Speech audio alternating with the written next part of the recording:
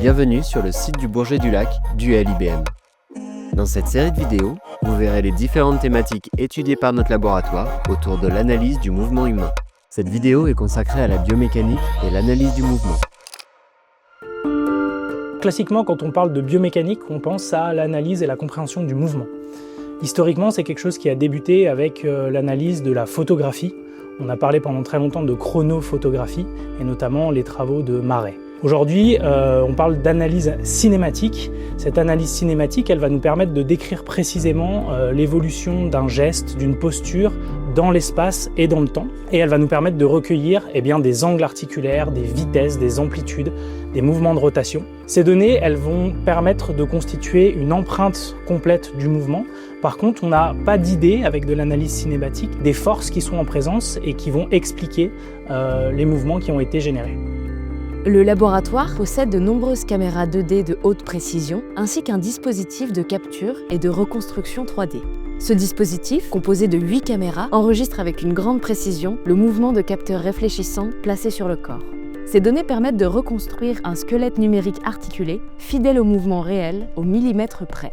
Cette signature du mouvement nous permet d'analyser très spécifiquement la motricité d'un sportif ou de caractériser une motricité particulière chez un patient blessé, par exemple en détectant une asymétrie de mouvement ou des compensations au niveau articulaire ou musculaire. Nous pouvons également identifier des postures à risque, des mouvements répétitifs ou contraignants dans un environnement de travail. Nous déterminons ainsi des solutions pour mieux adapter le poste de travail ou les outils à mettre à disposition afin de diminuer le risque de pathologie ou blessure au travail. Cette analyse cinématique, elle est essentielle puisqu'elle va former une première couche d'analyse sur laquelle on va pouvoir s'appuyer pour aller un petit peu plus loin et essayer de comprendre les causes du mouvement et notamment les forces qui vont s'exercer. On va donc devoir passer par une deuxième étape, c'est ce qu'on appelle l'étude cinétique, qui elle, analyse les forces en présence, les forces en jeu, celles qui sont générées d'une part par les muscles, mais aussi les interactions avec l'environnement, par exemple le contact avec le sol ou la poussée sur un mur ou sur un objet.